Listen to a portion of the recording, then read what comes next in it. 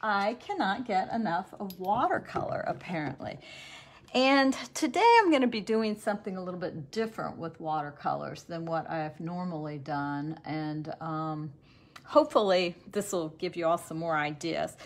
This is a cold press ground.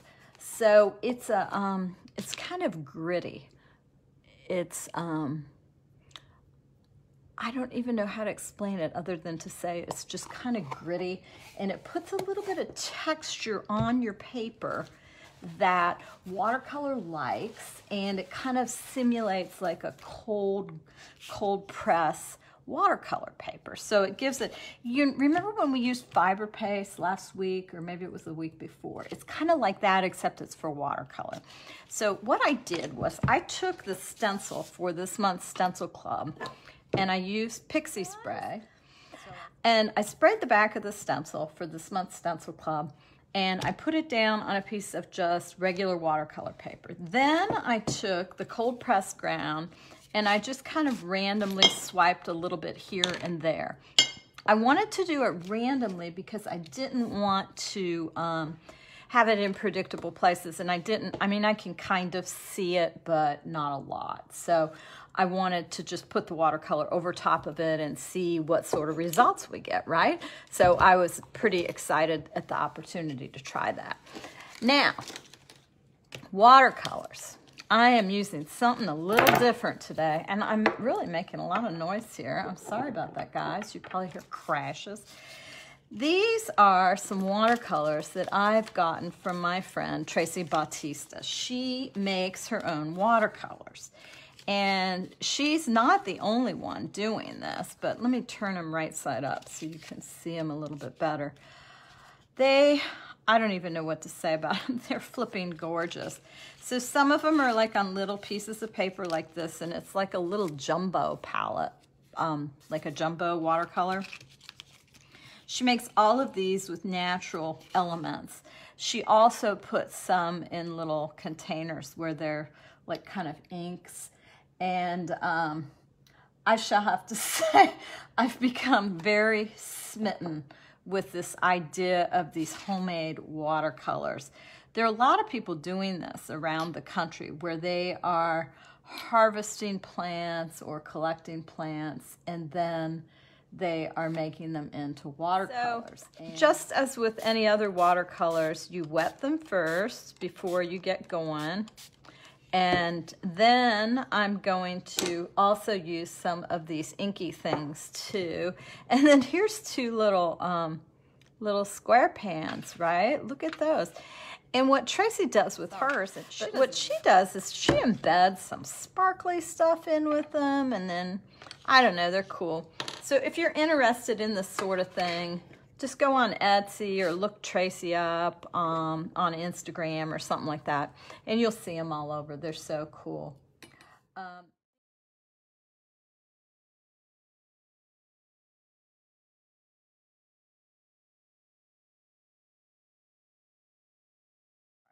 So I am painting upside down here, and I just thought it would be fun to see what this month's StencilClub looked like if I just very randomly painted loose and wet, which is not something that I typically do. This stencil's a face, if you haven't seen it.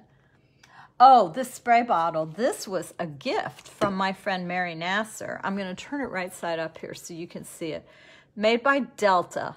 Best spray bottle I have ever owned.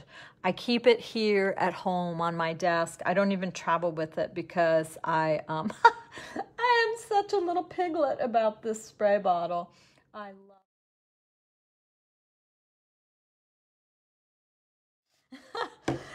I can already see what is happening here with this cold press, and it's kind of intriguing, right? I'm going to bring it closer to the camera when it dries down, but it's really kind of intriguing to see the detail and the interesting parts that are coming up. Because what happens is where the cold press is, takes the paint so much differently than just the regular paper. So I'm also going to tell you that you can use acrylic mediums with your watercolor paints. There's no rule against that. I mean, we're mixed media artists, right? This is what we do. We mix things up. So don't be afraid to just branch out and experiment, because it can certainly be a lot of fun to play, right? And I just love that sort of thing. So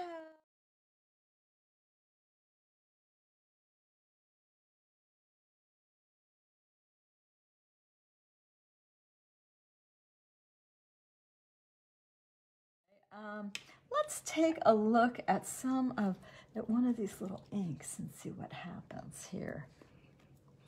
I've got a little pipette, and I'm gonna try to drop just a little bit of ink here in the two little eyes, and maybe in the little mouth. And I'm gonna put the rest back in. And then I'm gonna dilute this. Well, that was a lot of water, right?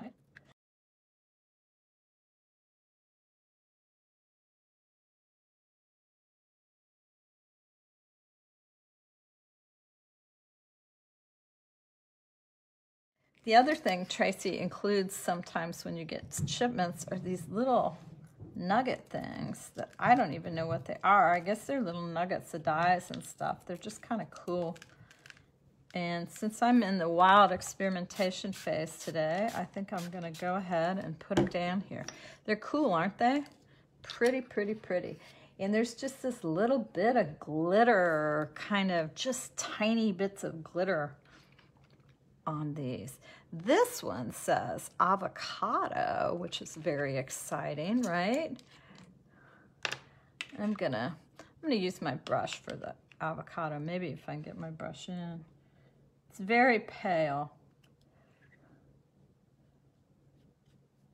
I'm not getting as much out of that as I thought I would, at least with these robust colors I have going on. So probably not going to use any more of the avocado. Let's see. What about this one? This is pretty. Let's see about this. And I think I'll go back to this little pipette thing. See if we can't get a little edging up around here.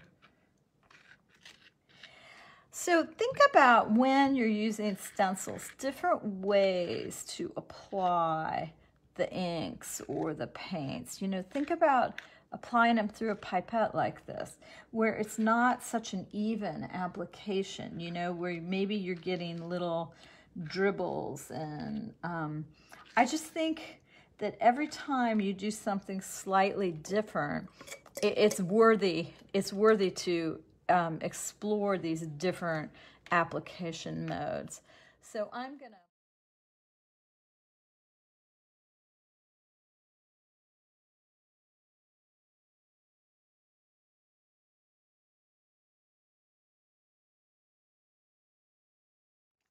I am kind of liking these different applications, I'll have to say. I love the idea of this dribbling over top here. This is rather exciting for me. And you do have to have something pretty wet to get this to work, obviously. But just think of all the wet things you might have on hand. Acrylic inks, you could even dilute acrylic paints. I mean, if you don't have watercolors, that's okay. Just do it on the improv and see, you know, see what you might be able to do. I think this is kind of fun, I'll have to say. Boy, her hair is going to be pretty psychedelic, huh? Let's throw some dots on here. All right, now I'm going to try to let this dry for a little bit. And then we will see what this looks like when we remove the stencil, right? Let's bring her back, and we've got some puddling on here around the face, and I'm going to see if I can suck some of that up so we can remove this.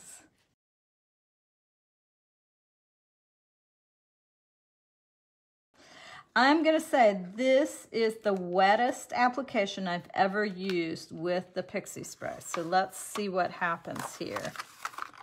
And look at that. It actually looks pretty darn good, I think, don't you? I'm pretty stoked at how this came together. There's a few spots where it seeped under, and that could have been the Pixie Spray applicator, meaning I didn't possibly, you know, get enough contact with it, but I think this looks lovely.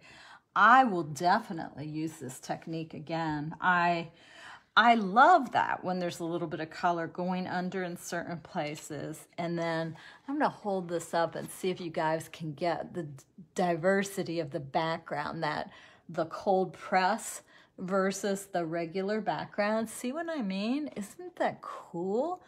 This is just a regular piece of watercolor paper out of just a pad that you would get at a store, a 9x12. I'm pretty happy with how this blended up. I think it looks amazing.